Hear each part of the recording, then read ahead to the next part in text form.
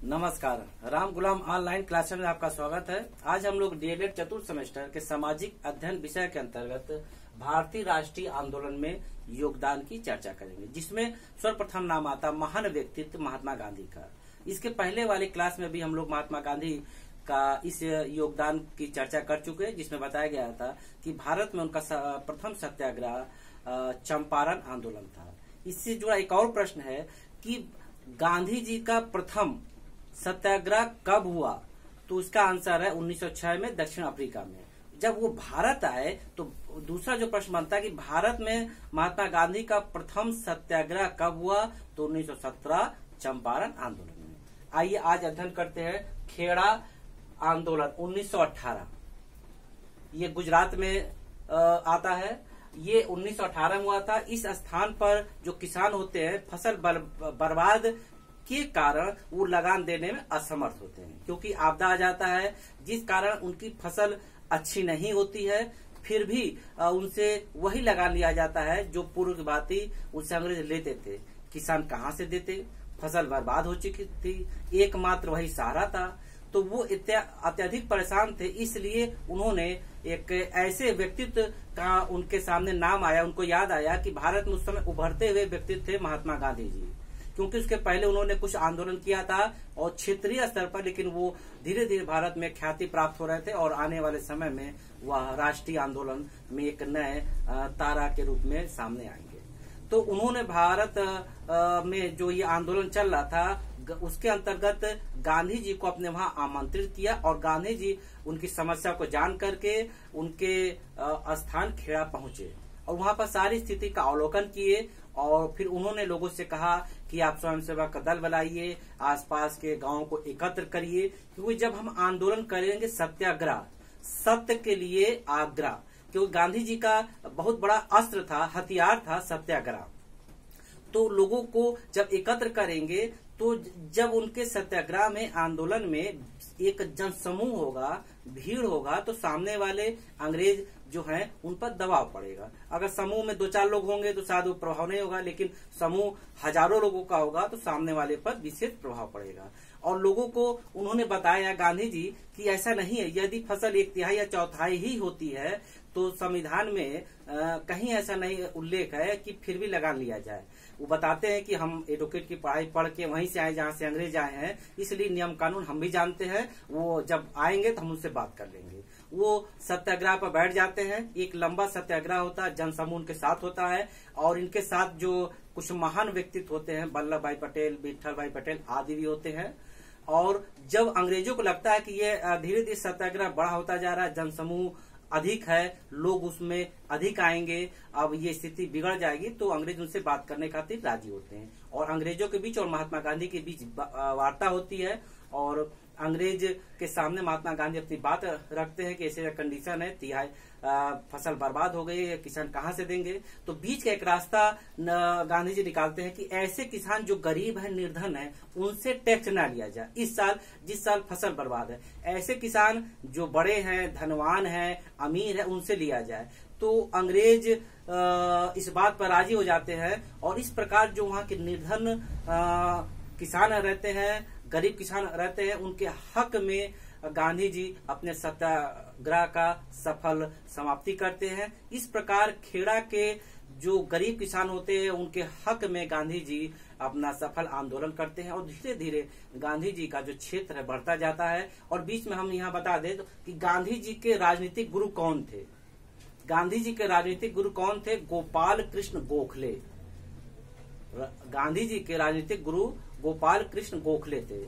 और एक और प्रश्न बता दें, गांधी जी जब दक्षिण अफ्रीका से 9 जनवरी 1915 को भारत आए, तो उस दिन प्रवासी दिवस मनाते हैं। जब गांधी जी 9 जनवरी 1915 को दक्षिण अफ्रीका से भारत आए, उस दिन भारत में प्रवासी दिवस मनाया गया।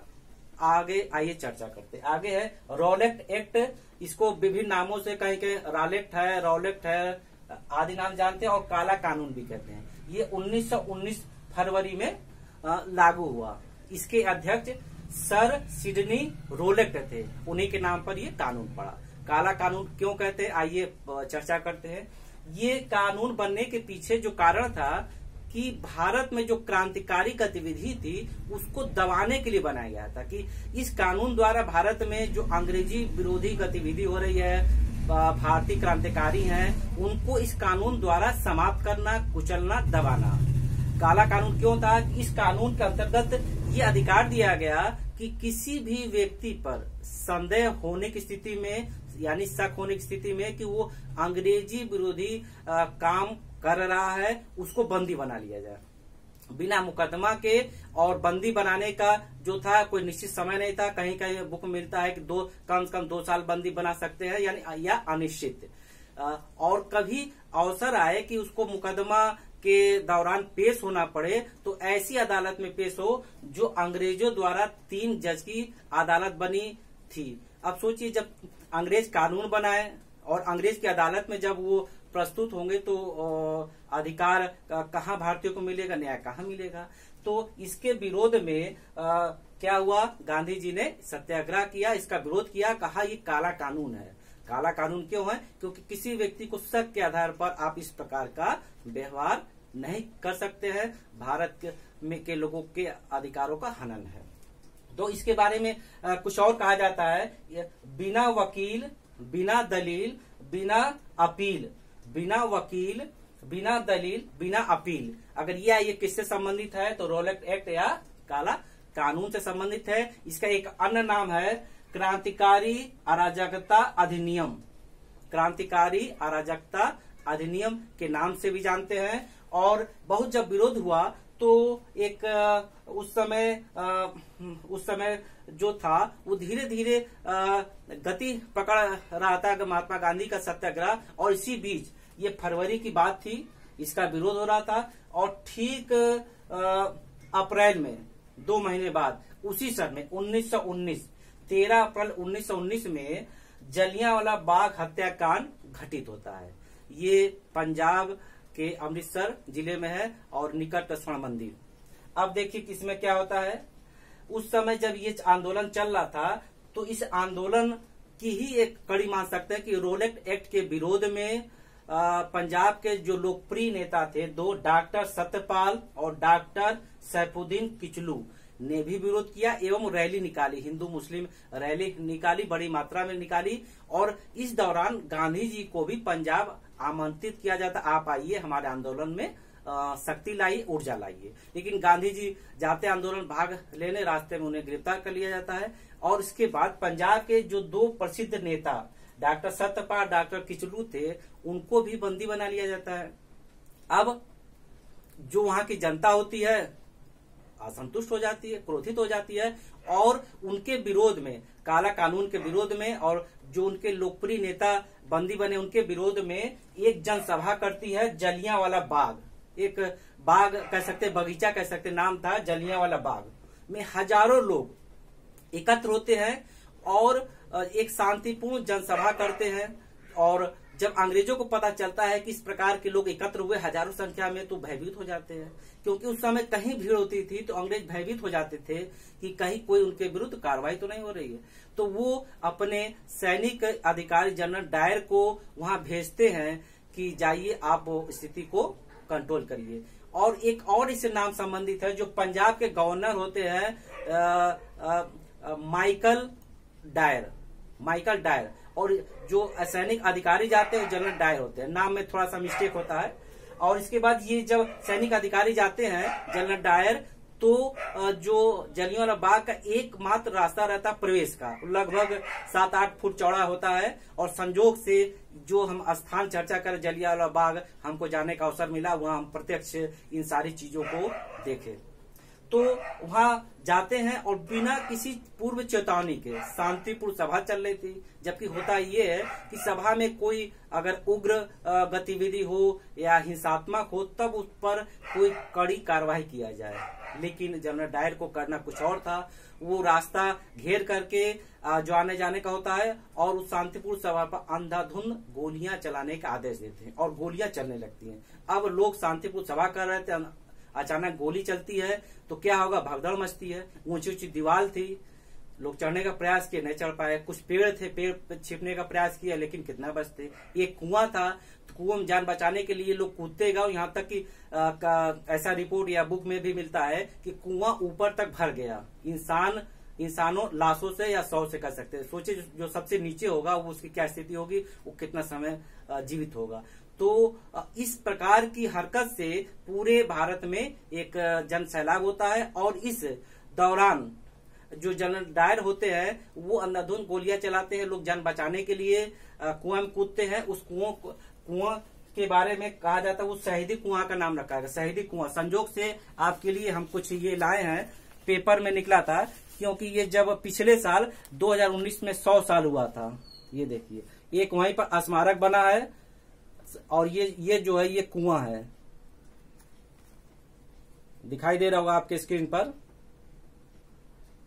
इस कुओं को शहीदी कुआं के बारे में जानकार कहा जाता है। और जो आंकड़ा है, सरकारी आंकड़ा 300 से 400 के बीच में है। विभिन्न बुक में जो अध्ययन करने पर मिलता है 700, 800, 900, 1000 से अधिक। तो हम ये मानते हैं कि 1000 से अधिक। इसके बारे में भी आंकड़ा निकला था कि जो सरकारी आंकड़ा है वो आज तक सही नहीं बता पाए कि कितने लोग उसमें मारे गए। तो इस प्रकार हम देखते हैं इस दुखद घटना का पूरे भारत में विरोध होता है, एवं जब विरोध होता है तो अंग्रेज द्वारा उसके लिए एक जांच कमेटी बैठाई जाती है अक्टूबर में। उसी साल 1919 अक्टूबर में हंटर कमेटी, जिसका ये काम था, जो ये गतिविधि हुई है जलियांवाला बाग, उस पर रिपोर्ट तैयार करना। लेकिन ये सिर्फ एकमात्र दिखावा था जो भारतीयों को संतुष्ट करना था। एक और चीज यहाँ चर्चा करना चाहेंगे कि गांधी जी की एक पुस्तक है हिंद स्वराज, 1919 में उन्होंने लिखा। उन्होंने इस बात का जिक्र किया कि यदि भारतीय भारत में अंग्रेजों का सहयोग ना करते तो अंग्रेज 1 साल के अंदर वापस जाते दिखाई देते, या अपना बोरिया बिस्तर समेटते दिखाई देते। अर्थात भारत में अंग्रेज मुट्ठी भर आए और यहाँ के लोगों से अपना हर प्रकार का सहयोग ले रहे हैं। यदि भारतीय लोग सहयोग करना बंद कर दे हर प्रकार से, सेना में, स्कूल जाना, एडवोकेट आदि के रूप में, तो वो अंग्रेज 1 साल के अंदर एकदम पंगु हो जाएंगे और मजबूर हो जाएंगे अपने वापस देश लौटने को। और वही जाकर के आगे सिद्ध होता है। और गांधी जी जिनकी रचनाओं से प्रभावित होते हैं, लियो टॉलस्टॉय से ये विशेष रूप से प्रभावित होते हैं, लियो टॉलस्टॉय से।